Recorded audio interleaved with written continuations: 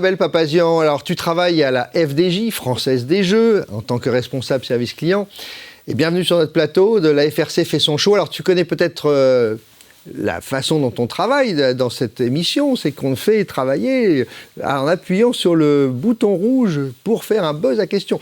Donc, on va te demander, bien sûr, peut-être toi aussi qui es très joueuse, parce que j'ai l'impression que tu joues avec tes clients, de nous appuyer sur le bouton. Et dès que tu es prête, tu appuies sur le bouton et on va découvrir la question qui te sera proposée. Eh bien, écoute, c'est parti. Allez. Alors, quelle est la première question ? Contre le télétravail. On en a tellement parlé. Ouais, c'est vrai. Alors, écoute, je vais te dire pour le télétravail, mais... Je vais y mettre un petit mais. C'est important et je crois que le Covid nous a quand même bien servi sur ce coup-là. Oui. Avant Covid, pas de télétravail. Les conseillers, pas de télétravail. Même nous, au service client, pas de télétravail. Avec le Covid, on a pu accéder au télétravail. En revanche, je pense qu'il est important quand même de préserver le retour sur site et le côté hybride, finalement. Parce qu'on travaille dans la relation client et la relation client, c'est aussi être avec les gens, partager, discuter, échanger de vive voix. Donc oui au télétravail, mais oui aussi au bureau et aux relations et aux échanges de vive voix. Pour garder la cohésion des équipes. Ouais, c'est important. Quand on travaille dans la relation client, on peut pas faire que de l'écrit, faire que des confs par téléphone. Donc. Je me souviens qu'en 2007, les députés nous interdisaient, et les syndicats aussi, de faire du télétravail. Alors on disait, mais si, les salariés le demandent, ils ont envie d'aménager leur temps de travail entre chez eux et le bureau. Interdiction. Et puis, à partir du Covid, tout le monde a voulu en faire. Maintenant, pour embaucher des gens, je suppose qu'il faut proposer du télétravail. Oui, tout à fait. Et c'est vrai que la question des outils aussi se posait. On travaille quand même avec des données clients, donc la sécurité des données des clients sont quand même hyper importantes. Et c'est vrai qu'il y avait quelques métiers qui accédaient au télétravail avant le Covid. Et finalement, ce fichu virus nous aura quand même servi et donne quand même beaucoup de bien-être à nos collaborateurs, puisqu'effectivement, être en télétravail, c'est aussi du bien-être pour nos collaborateurs. La première fois qu'on dira merci le Covid. Eh bien, écoute, il y a un début à tout. Alors, on va passer à la deuxième question. Tu rejoues, tu adores ça, appuie sur le bouton rouge, voilà. La deuxième question. Le Made in France, est-ce important pour toi ? Alors, comme tu le sais, la FRC a créé une marque de garantie qui s'appelle Relation Client 100% en France. On a l'impression que c'est important pour toi. Ouais. Et puis quand on s'appelle la Française des Jeux, ça serait quand même assez malvenu que ce soit pas important pour moi. Oui, naturellement, le Made in France est important. Notre service client est en France. On travaille avec Webhelp et Connecta et nos plateaux sont... qui s'appellent Concentrix, on vient de les entendre. Concentrix, effectivement. Il faut le temps de s'habituer. 2 plateaux qui se trouvent en France, un plateau à Aix, un plateau à Compiègne. Et effectivement, oui, c'est important et ça fait écho aussi à la politique RSE de la Française des Jeux qui privilégie dans ses achats des achats responsables et effectivement de travailler avec des partenaires français. Donc oui. Je pense que c'est aussi important pour les clients de savoir qu'il y a une proximité intellectuelle. On voit aujourd'hui que c'est dans l'air du temps. Mais oui. Il faut avoir du local. Mais c'est vrai, c'est important. Et la culture aussi, la culture proche de tes clients, ça se ressent. Donc oui, le Made in France... Je suis pour. Voilà, on attend FDJ, on attend que vous preniez la marque de garantie. Ça va venir. Ça viendra. On y croit. Rejoindre les 40 marques aujourd'hui qui ont cette marque de garantie. Et on fera des événements tout au long de l'année, bien sûr, pour mettre en avant les entreprises qui s'impliquent et qui s'engagent sur le territoire. Alors, on continue. On va avoir une troisième question. Tu appuies. D'être à Ah là là. Ah bah oui, là, c'est... D'ailleurs, aujourd'hui, je pense qu'il y a aussi un super loto. Alors, comment fais-tu pour insuffler cette culture client au cœur de l'entreprise, dans toute l'entreprise, quels que soient les silos, bien évidemment. Bien sûr. Alors, culture client, moi, ce que je trouve intéressant, c'est que dans culture client, il y a le mot culture.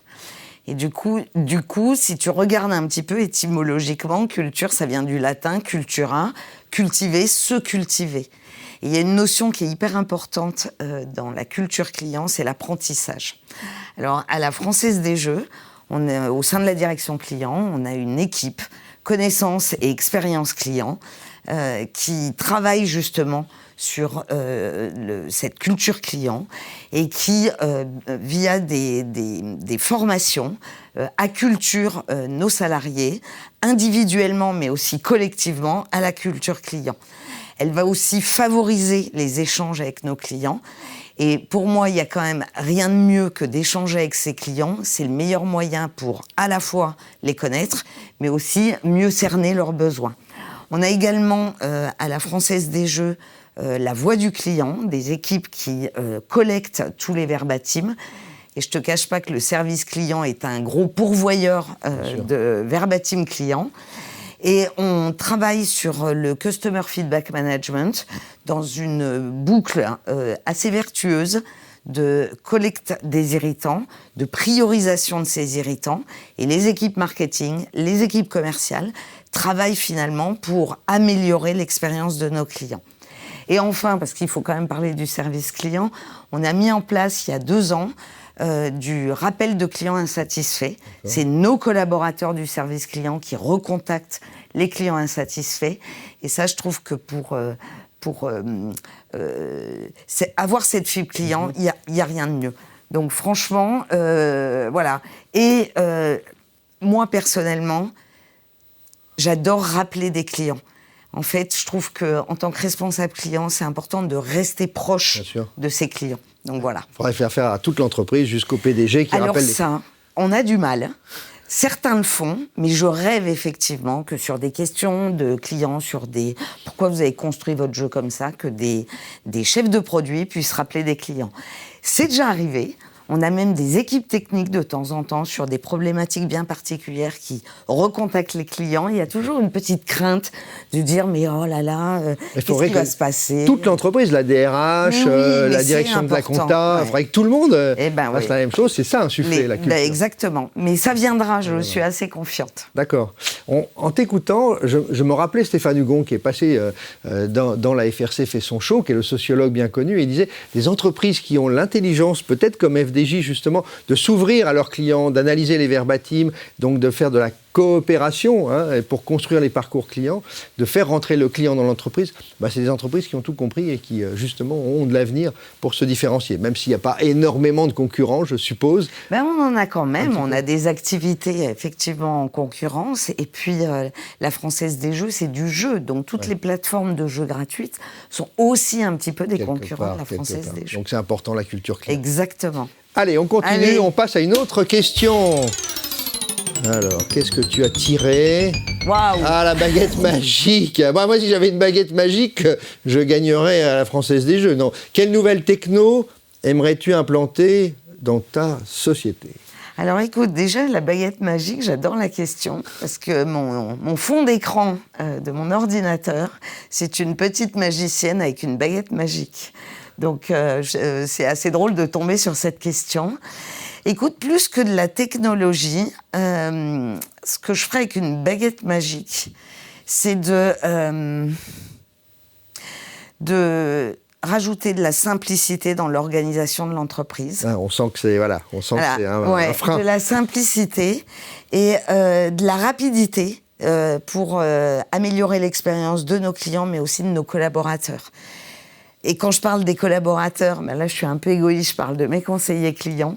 Donc je pense que si j'y mets un peu de techno, je pense que j'y mettrai un petit peu d'IA, on en parle beaucoup en ce moment. Oui, bien sûr. Mais de l'IA pour les aider et pour leur faciliter la vie, sachant que je suis personnellement convaincue que l'IA ne remplacera jamais l'humain, mais elle peut l'aider, lui faire gagner du temps et l'aider dans son quotidien, C'est ce que disait d'ailleurs une étude de PwC juste avant. Il disait qu'aujourd'hui, les applications en intelligence artificielle générative qui marchent bien sont justement au service du conseiller. Aussi bien pour résumer des conversations, pour suggérer des réponses, pour faire des traductions. Exactement. Donc c'est pour aider son travail quotidien, qui a souvent été critiqué. On a toujours entendu, c'est des métiers qui sont difficiles, les pourvoyeurs esclavagistes du XXIe siècle, etc. Qu'est-ce qu'on n'a pas entendu ?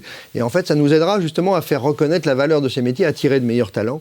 Et enfin, à reconnaître que ce sont métier des gens qui est passionnant.